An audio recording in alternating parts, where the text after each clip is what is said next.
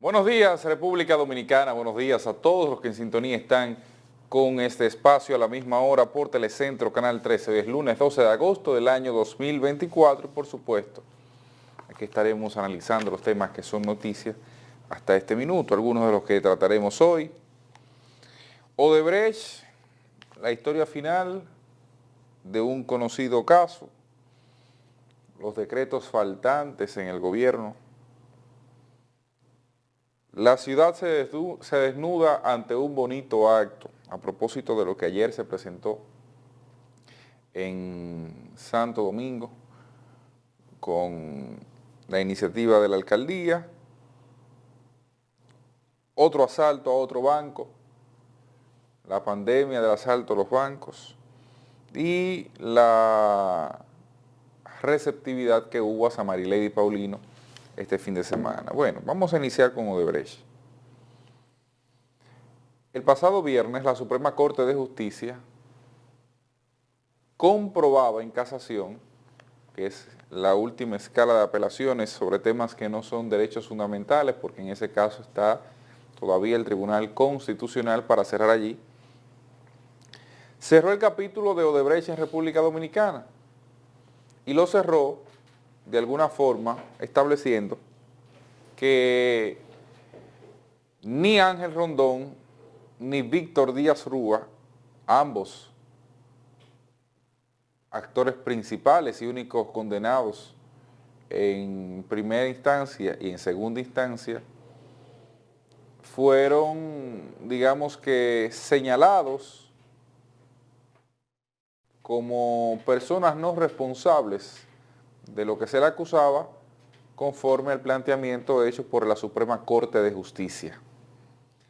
Es decir, el caso de Odebrecht termina en República Dominicana sin un solo condenado por corrupción, lavado de activos, malversación de fondos, asociación de malhechores o cualquier otro delito, y con una empresa que, oh sorpresa, tampoco está pagando las multas que se establecieron en aquel momento, que correspondían a la friolera de 184 millones de dólares en República Dominicana, que no era más que el duplo de la acusación de soborno que se había generado en República Dominicana, que era por 92 millones de dólares, que parte de una corte neoyorquina, recordemos, que es la que establece que ese fue el monto de sobornos. Es decir, que ese monto pudo haber sido mucho más, si existió.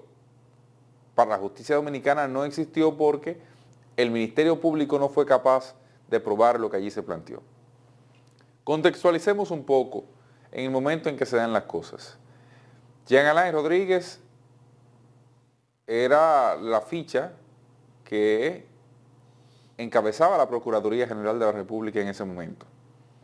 Danilo Medina estaba, digamos que, arrancando su segundo año. Se podría decir incluso que Odebrecht fue parte de su maldición de segundo periodo, no segundo año, segundo periodo gubernamental. 2017 aproximadamente, cuando esto estalla en los Estados Unidos. Lo que para mí, reitero, fue, lo he dicho en otras ocasiones, no fue más que un instrumento de Estados Unidos para desarmar el crecimiento que Brasil tenía. No porque no existiera un delito, el delito existió, sino porque Estados Unidos utilizó todos los elementos que a su mano tenía para engrandecer eso como un problema, algo que no es distinto a las corporaciones que Estados Unidos tiene diseminadas por todo el continente americano. O sea, Estados Unidos opera de la misma manera, solo que como ellos no tienen quien les persiga, pues entonces en su defecto no tienen un caso de Odebrecht que tener o que expandir en todo el mundo. Bueno, el caso es ese. El caso es que Jean Alain Rodríguez, al frente de la Procuraduría, utiliza eso o pensaba utilizar eso como una plataforma política para su proyecto presidencial. Luego nos damos cuenta de que el cuerpo de personas que estaba a cargo de esa investigación, de esa persecución, no política hasta el momento, sino de esa persecución a partir de un expediente racional. Bueno, si tenemos 10, 15 años de corrupción, lo más lógico es que nosotros tengamos personas encarceladas de esos 10, 15 años de administración. Pero eso solo fue un efecto propagandístico que terminó diluyéndose en los tribunales cuando, de entrada, lo primero que se determinó era que había sobornados sin sobornadores. Y ese argumento sirvió para destrozar ante la Suprema Corte de Justicia lo que se había logrado en la primera instancia. Entonces, República Dominicana queda ahora como uno de los países de América Latina por los que Odebrecht pasó. De hecho, donde según ese caso estableció Odebrecht su centro de operaciones, pero resulta que no tenemos un solo preso, un solo no preso, condenado por ese acto de corrupción. Existió, estoy segurísimo que ese acto de corrupción existió. Estoy segurísimo que ese acto de corrupción existió, porque aquí hay corrupción en lo más minucioso. Hay corrupción en lo más minucioso.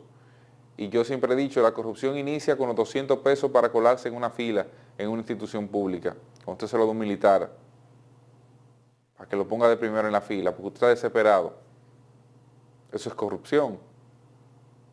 Entonces, en ese contexto yo creo que el problema no está en la justicia dominicana.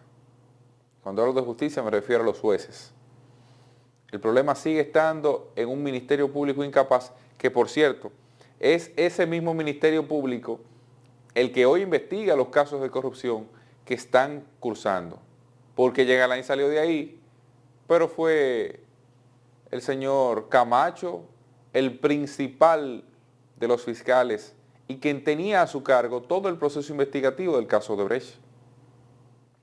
¿Dónde está Camacho en este proceso? Hay que sacar todas las declaraciones de Camacho. Bueno, sobre esos hombros es que están los casos de corrupción de hoy. ¿Será diferente la historia? No. Si fue incapaz de probar un elemento, un caso que tenía tantas aristas y tantos instrumentos, y un país que no era cualquiera, sino los Estados Unidos de América, respaldando en información, en datos y en preparación incluso para que hubiese un resultado, ¿por qué podría ser diferente la historia ahora cuando hay menos preocupación por la corrupción? Cuando no es un tema que está en el ambiente y no pasa a ser ni siquiera la quinta preocupación de los dominicanos. Entonces, eso está ahí presente. Eso está ahí presente. La señora Mirna Ortiz también era del cuerpo de fiscales. Yo presentaré ahorita la lista de los fiscales que estuvo operando en ese caso y cuál es su posición actual en la administración pública, para que usted se dé cuenta que no ha habido una transformación de la Procuraduría General de la República. Es la misma Procuraduría General de la República, es más, todos ellos casi han crecido en establecimiento de responsabilidades al frente de esas instituciones. Entonces, por ahí va un poco la cosa. Vámonos a una pausa. Al regreso venimos con algunos decretos que deben salir. Así que no le cambie, manténgase ahí.